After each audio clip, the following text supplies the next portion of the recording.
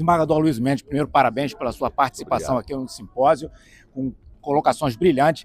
E a gente aqui do simpósio, a gente está preparando uma obra do Instituto Silva Neto. E a gente tem propostas de inovações processuais para atender o princípio da duração razoável do processo e todas as brilhantes ideias que o senhor colocou no simpósio. E a gente queria saber a opinião do senhor, o que o senhor acha? Até porque o uso da inteligência artificial é uma ferramenta que não substitui o ser humano, mas ajuda muito os trabalhos. Mas para ajudar a inteligência artificial e ser mais efetivo o resultado do uso, a gente precisa ver uma padronização para ajudar a inteligência artificial a trabalhar. Qual é a sua opinião no sentido de que se crie modelos de petição inicial, como se faz, por exemplo, nos trabalhos acadêmicos, usar uma metodologia, a lei impor uma metodologia na petição inicial e também até nas decisões, de tal maneira que facilite a análise dos computadores e depois o juiz vai analisar mais facilmente a dialética do processo e conferir se a proposta, por exemplo, de decisão está dentro do seu convencimento. Então, a primeira, sobre a padronização, vamos dizer assim, das petições e dos julgados.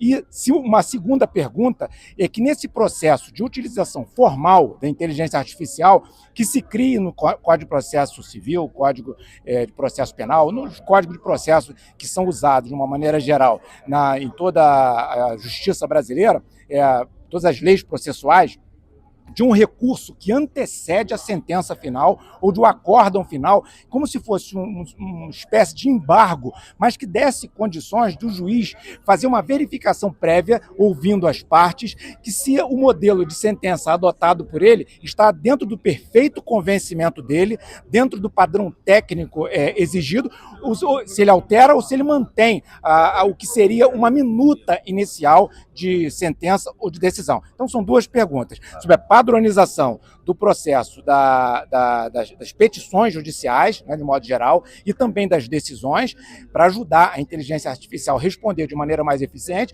e da alteração da lei processual para se criar uma espécie de minuta de sentença ou minuto de acordo, pensando na possibilidade do juiz reavaliar ali se a sua decisão que ele pretende prolatar, utilizando a inteligência artificial, está dentro do seu convencimento, vamos dizer assim, aquilo atende o seu convencimento dentro dos fatos reais apurados no processo. Perfeito. Excelente pergunta e proposta maravilhosa. Por quê? Eu estudo um pouquinho aí o direito estrangeiro, o direito comparado, e o que acontece? A gente tem que se espelhar nos bons exemplos. E, às vezes, os bons exemplos são até mais simples. Então, eu vou falar o seguinte, eu conheço um pouquinho da realidade dos Estados Unidos e da Alemanha. Esses países adotavam, sempre adotaram, uma espécie de formulários. Por quê? Porque o formulário contém os elementos essenciais para aquelas causas processuais, aquelas demandas. Ou seja, quem pede alguma coisa por uma razão e em face de outra pessoa. Então aí nós temos os elementos essenciais. O formulário permite que haja uma espécie de resumo dessas informações. Por que eu estou falando isso? Porque o formulário, que antigamente era físico, hoje ele pode ser eletrônico.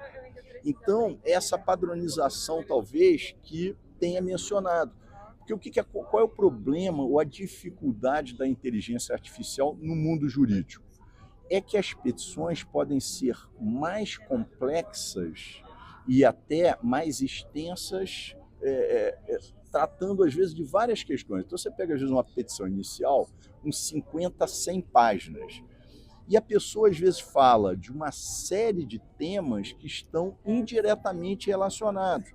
Então a inteligência artificial pode, até como ela vai tentar ler tudo e fazer o seu resumo, ela pode errar com maior chances de erro quanto mais extensa for a petição, isso é natural. Agora, num formulário, essa possibilidade de erro cai praticamente a zero.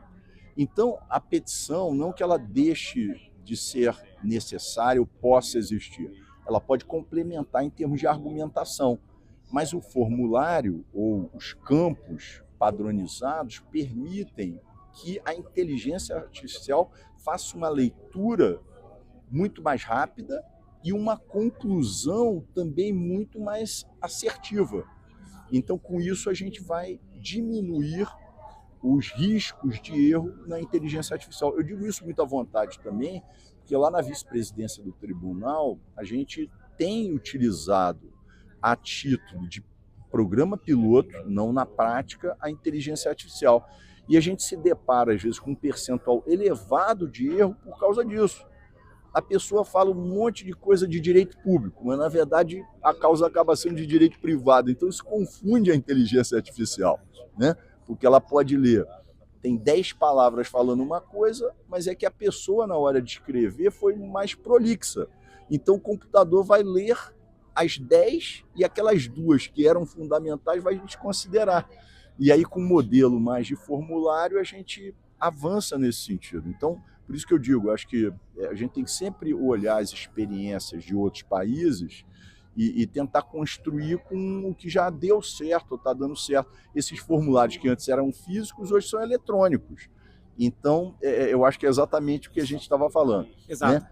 Em relação à segunda indagação, que é a questão uma espécie de minuta, a gente já tem hoje nos tribunais uma coisa semelhante. O que acontece? O órgão julgador, às vezes, tem o pedido de sustentação oral do advogado e o tribunal acaba, digamos, às vezes antecipando um pouco, porque aí o advogado nem precisa sustentar porque já está julgando favoravelmente.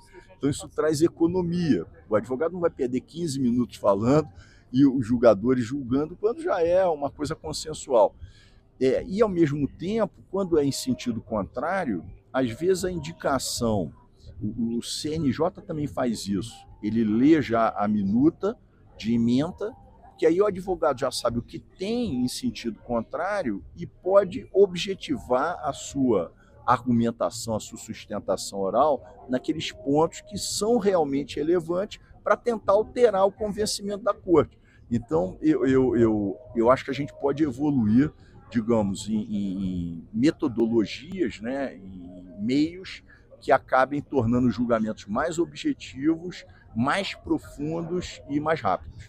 Então, muito obrigado, desembargador. Até que eu esqueci de me identificar, eu sou Rubens Teixeira, advogado, tá certo? Tá bom, então, mas assim, o senhor pontuou a questão já existente no acórdão com a mesma lógica, mas talvez a sustentação oral demanda maior tempo no julgamento e, com certeza, é um direito do advogado, mas se tivesse essa dialética prévia por escrito, podia evitar o uso desse tempo e a otimização